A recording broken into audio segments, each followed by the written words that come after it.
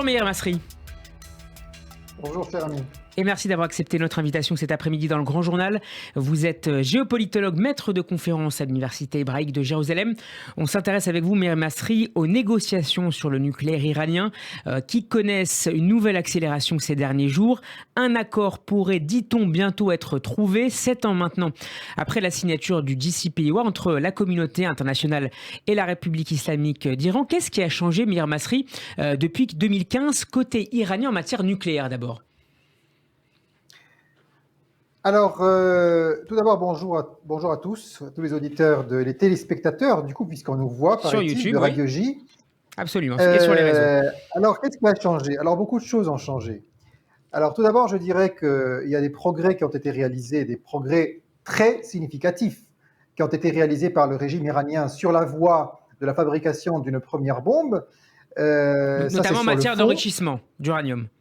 En matière d'enrichissement, ça c'est sur le fond. Maintenant, sur la forme, le régime iranien en 2015 disait qu'il n'avait qu'un programme civil, que l'armement nucléaire était même contraire à la charia. C'est une fatwa du guide suprême de la révolution islamique, qui est le numéro 1 du régime iranien, puisque l'Iran est une dictature. Le président de la République, qui est à peu près élu, mais il est élu, vous savez, la candidature d'un candidat à la présidentielle doit être validé par un conseil de discernement des intérêts du régime, qui lui-même est à moitié nommé par le guide suprême. Enfin bon, bref, et il a des compétences d'un premier ministre français en réalité, le président de la République iranienne. Le pouvoir est aux mains du guide suprême, personnage non élu. Et cette fatwa aujourd'hui, elle est tombée à l'eau, puisque le régime iranien avoue ouvertement avoir un programme militaire.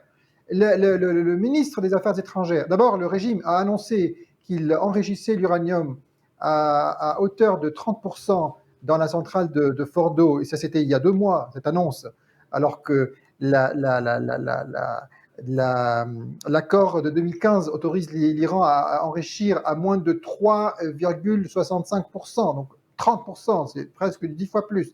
Ensuite, il y a 2 semaines, et jour pour jour, l'ancien ministre des Affaires étrangères de l'Iran, qui est aujourd'hui le conseiller spécial du guide de la révolution, ça veut dire numéro 1 du régime, le dictateur iranien, annonce, Kamal Kharazi, sur la chaîne Al Jazeera, dit-il, nous enrichissons à 60% l'uranium. Donc plus très loin des fameux 93% qui est le taux et nous pourrons aller au 90%, ça veut dire le seuil nécessaire pour fabriquer une première bombe. Autrement dit, le régime iranien, qui fait du chantage naturellement, mais était un régime aujourd'hui du seuil, et c'est déclaré, c'est affiché au grand jour, et il ne nie pas avoir un programme à caractère clairement militaire. Donc tout cela n'a rien à voir avec la configuration de 2004. À ça s'ajoutent les multiples violations, non seulement de l'accord de 2015, parce qu'ils vont vous dire « oui, mais on a commencé à violer l'accord de 2015 après le retrait des Américains ».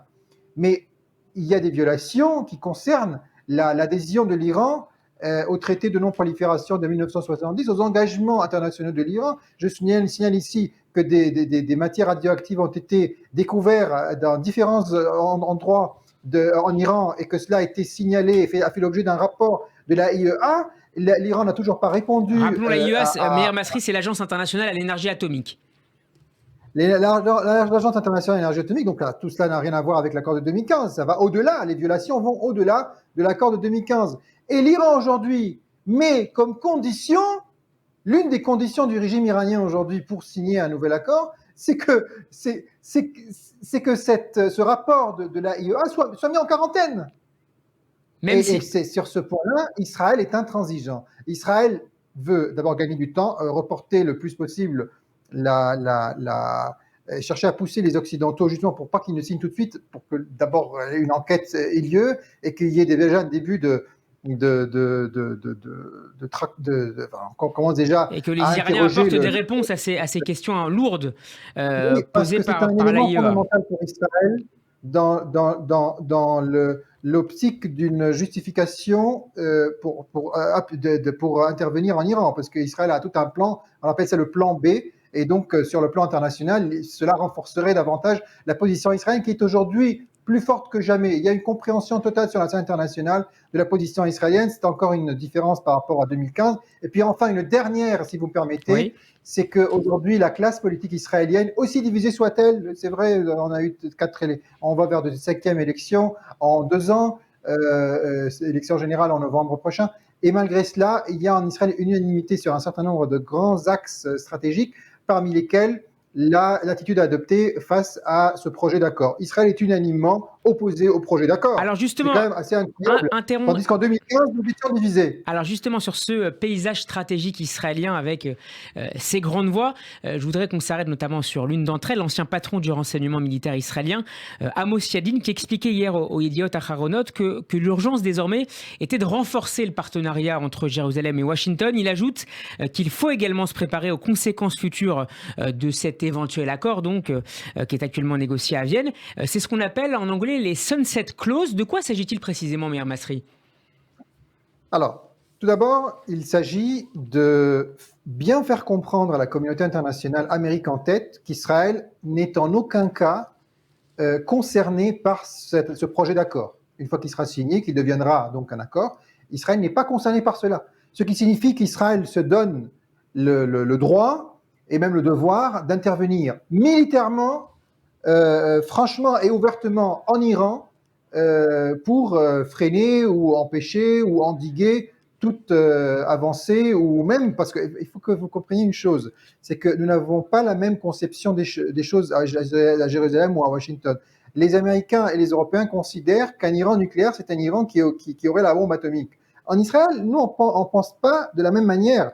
Nous considérons qu'un Iran du seuil, un Iran capable de produire une bombe, même s'il n'arrive pas à le faire, mais qui a les moyens de le faire, c'est une menace nucléaire. Donc la menace nucléaire est évaluée un petit peu différemment à Jérusalem. Et donc éloigner l'Iran du seuil, faire reculer l'Iran, procéder à la destruction des réalisations qui ont été faites par le régime durant ces 4 ou 5 dernières années, c'est un objectif israélien, alors que pour les Occidentaux, ça n'est pas très important, puisque l'Iran n'a pas encore produit une première bombe. Et c'est ce que va rappeler Benny Gantz, ce ministre israélien de la Défense, à ses homologues américains ? Oui, oui, absolument. Et puis un dernier élément, et les Américains ont donné pour le moment un certain nombre se sont engagés, pas totalement, mais ils se sont quand même bien engagés à Jérusalem lors de la visite du président Biden, mais Israël cherche à avoir des garanties encore plus suffisantes, c'est que les Américains les Américains soutiendraient militairement Israël dans l'hypothèse d'une attaque iranienne de riposte à une intervention israélienne préventive en Iran. Ça veut dire Israël intervient en Iran, campagne israélienne, c'est préventif, c'est pour détruire des positions nucléaires. L'Iran riposte, et bien dans l'optique d'une riposte iranienne, les Américains soutiendraient Israël. Alors justement, Meir Masri, sur ce point précisément, dans une tribune parue au début du mois dans le Time, l'ancien Premier ministre israélien et ministre de la Défense, notamment Ehud Barak, estimait qu'il était désormais trop tard pour empêcher l'Iran de devenir, si Téhéran le souhaitait, une puissance nucléaire.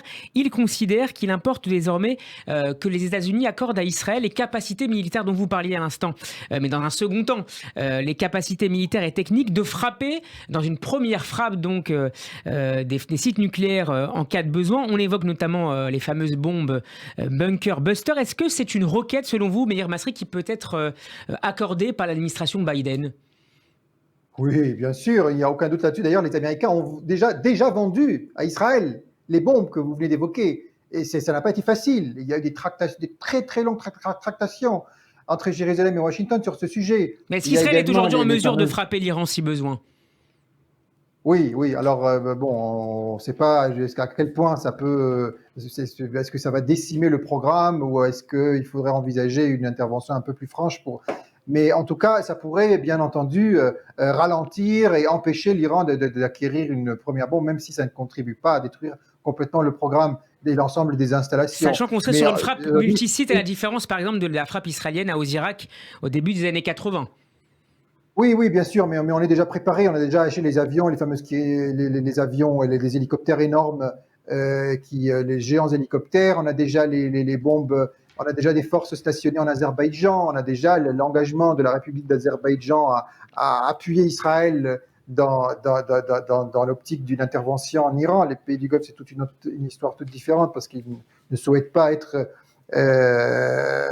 en confrontation directe avec Téhéran. Mais il y a tout un plan qui est élaboré. Il y a eu 5 milliards de shekels, ça veut dire environ 1,5 milliard de dollars américains qui ont été débloqués et ça a été voté à la Knesset et aussi au sein du cabinet restreint gouvernemental. Donc il y a des étapes qui ont été tout un processus qui a été entrepris et qui a même presque touché à sa fin durant l'année écoulée.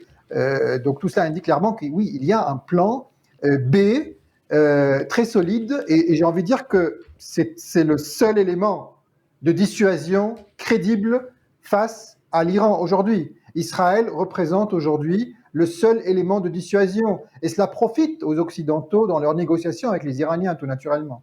Alors à Jérusalem, on cherche ces dernières heures à organiser un entretien entre le Premier ministre israélien Yair Lapid et le président américain Joe Biden. Celui-ci serait pour l'instant indisponible, indique la Maison-Blanche.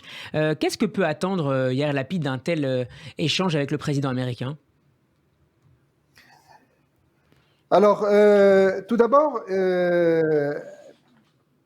Israël cherche à rappeler aux Américains que l'Iran n'a même pas respecté les règles des négociations, les règles imposées par les Américains. Les Américains ont fait une offre. Cette offre doit être, et ils ont dit clairement que l'Iran, soit il accepte l'offre, soit il la refuse. Les Iraniens ont dit oui, non, on ne l'accepte pas vraiment, mais on voudrait que négocier. Comment on a négocié point par point. Maintenant, il y a des points qui dérangent beaucoup Israël. La question de mettre en quarantaine le rapport de la AIEA, c'est très problématique du point de vue israélien, justement, parce que non, la question des violations passées de l'Iran doit faire l'objet d'une enquête internationale. C'est un élément clé du point de vue israélien. Alors certaines sources américaines affirment que les Iraniens auraient accepté une concession sur ce point-là en particulier, même si ça, évidemment, ça n'a pas été confirmé. Bon, c'est pas encore formel comme les deux autres points, les deux autres conditions, la question des gardes de la révolution.